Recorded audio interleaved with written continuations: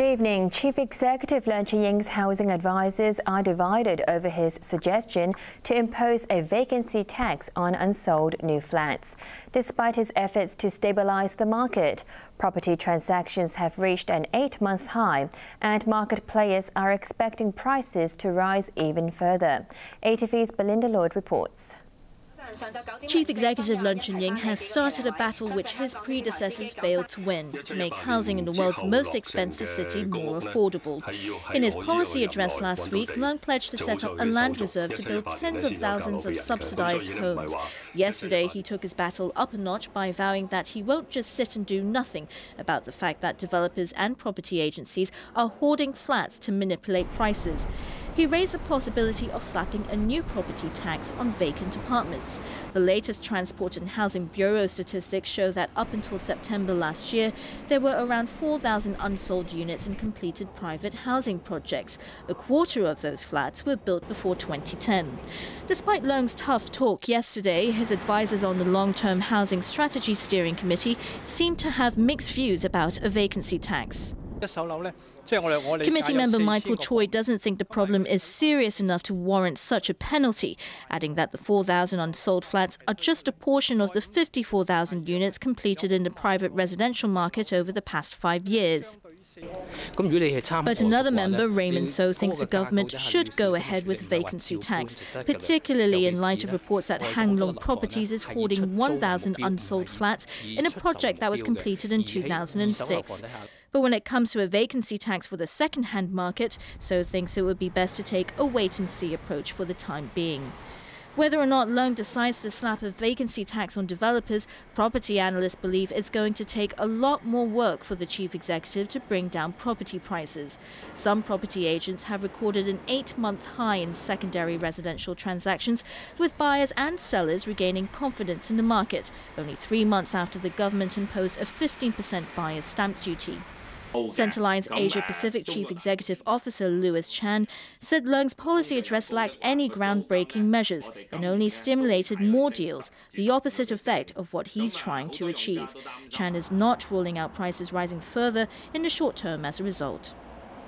The company which built the ferry that sank off Lamma Island last October has admitted not sticking fully to approved plans to construct the vessel. ATV's Arthur Erkula reports. The Commission of Inquiry into the sinking of the Lamma 4 last October, killing 39 people, heard today from Ken Low, director of Choi Lee Shipyards, which built the vessel. The original plan called for 6 cabins at the bottom of the ferry, with 2 at the rear which could be sealed off to prevent water from coming in. But Low admitted that the company did not follow the plans exactly as approved by the Marine Department, and the 2 rear compartments were merged into one.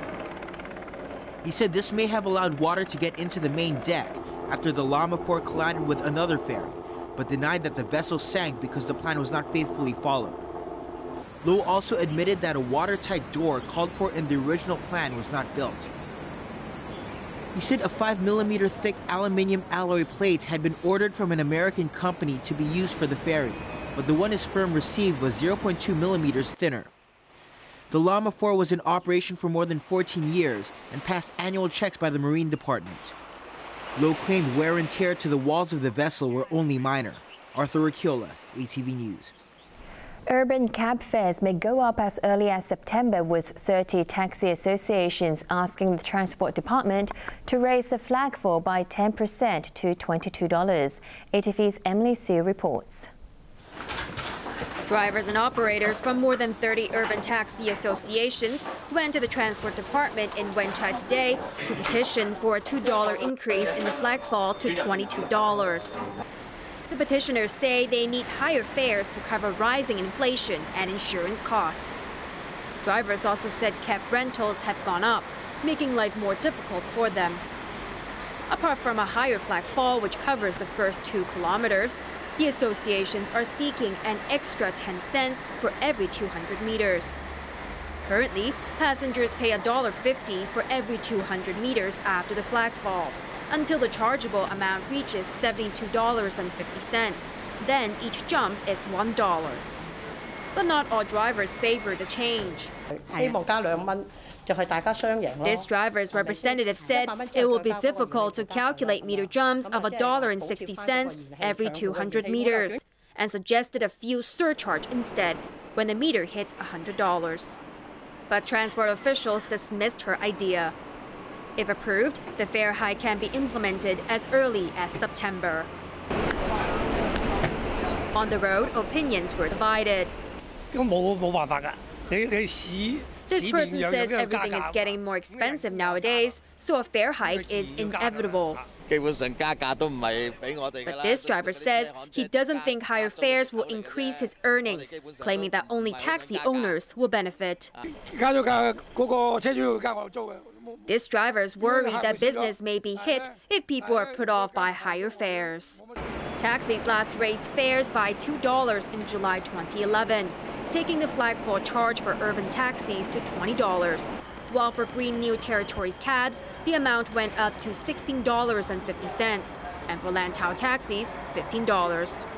New Territories taxis say they will apply to the Transport Department tomorrow to raise the flagfall to $19. Natalie Su, ATV News. Environment Secretary Wong Kam-sing is calling for talks on building waste incinerators in a U-turn from his previous stance that it should be a last resort.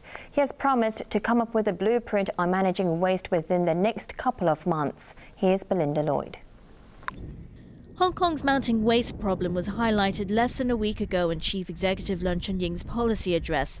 Environment Secretary Wong Kam-sing revisited the issue during a radio show this morning, warning that the city's 3 existing landfills will be full by 2020.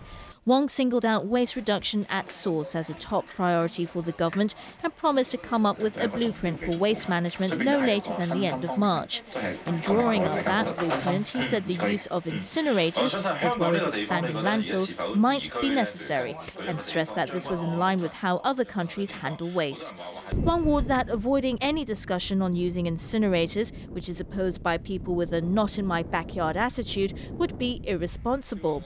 Wong's position now is a U-turn from his stance 1 month before he became Environment Secretary. At that time, he insisted that building an incinerator should be a last resort and suggested that a better approach would be to deal with waste at source. The previous administration had pushed for building a waste incinerator in Shek Koo Chau off southern Lantau to the tune of $15 billion. Back then, officials said the incinerator could burn 3,000 tons of rubbish daily, which in turn would reduce the landfill burden. But lawmakers turned down that idea last May. However, the failed plan to build the incinerator prompted 4 Cheung Chau residents to launch a judicial review on the government's environmental impact assessment for the project. They said fumes from the incinerator would be harmful to residents living nearby.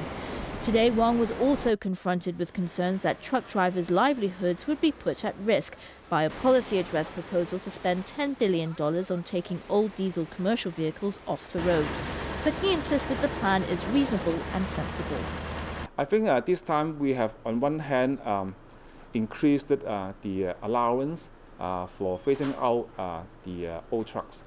At the same time, we are allowing more options. On one hand, if they are going to retire their trucks, okay, that's one option. At the same time, if they're going to have a replacement, there will be an increased allowance. So actually, we are increasing different options for the trucks to consider. Green groups have long complained that roadside pollution is the main culprit for the state of Hong Kong's air quality, and diesel emissions are mostly to blame.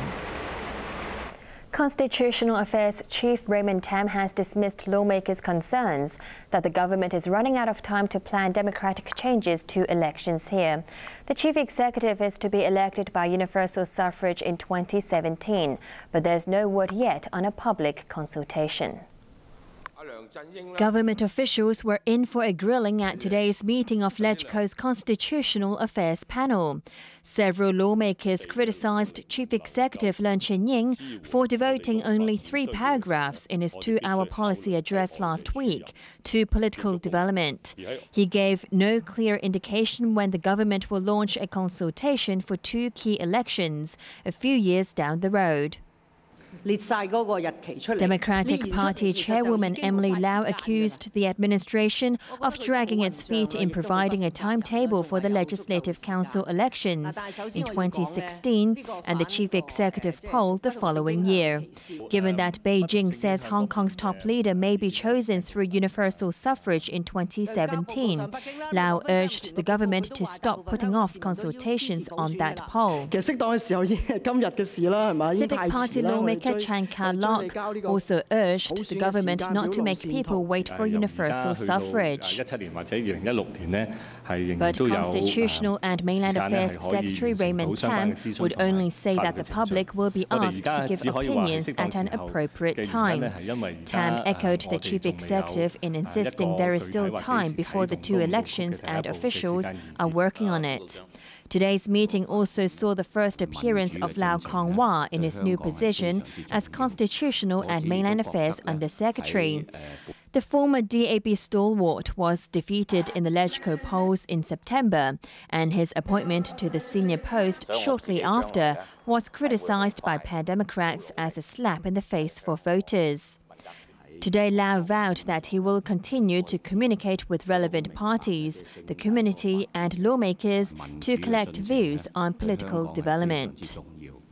Welfare Chief Matthew Cheung says the government wants to set a poverty line by the end of the year, but lawmakers are demanding clearer objectives. Arthur Urquhart reports. In his policy address last Wednesday, Chief Executive Leung Chun-ying listed tackling poverty in Hong Kong as a major priority. But his maiden speech came under fire from many for lacking new initiatives or concrete proposals. The government says this is because the Poverty Commission is still working to establish a poverty line to better estimate the number of people in dire straits and gauge the extent of the problem. But officials who met lawmakers from the Welfare Services panel today face calls for a clearer way forward. Civic Party legislator Alan Leong questioned whether the government had considered objectives such as reducing the number of people below the poverty line by a certain amount every year. He said without policy platforms or objectives, lawmakers wouldn't be able to monitor the administration's progress in helping the poor. The Democratic Party's Albert Ho called on the government not to play a numbers game by setting the poverty line very low, which means many who are actually in desperate circumstances may find themselves above the threshold. He also urged the administration to make more commitments to alleviate poverty. Labour and Welfare Secretary Matthew Cheung responded by saying the government will set its sights on establishing the poverty line before the end of the year. He insisted that poverty alleviation and elderly care are major concerns, so lawmakers shouldn't be suspicious about the policy address. Cheung gave an assurance that the government is committed to establishing a poverty line, as it will be necessary to formulate relevant policies to help the needy. Arthur Urquhart, ETV News. Police have arrested around 100 people in a crackdown on parallel trading in Shengshu. The arrested persons will be detained whilst further inquiries are made into the source of the goods and also to investigate whether the activities of the parallel traders are related to any other criminal offences such as employing a person not lawfully employable or theft. More than 200 police, immigration and customs officers took part in the operation. Goods including iPads, smartphones, milk powder, health products and daily commodities worth $700,000 were confiscated. U.S. President Barack Obama officially begins his second term with a scaled-back inauguration later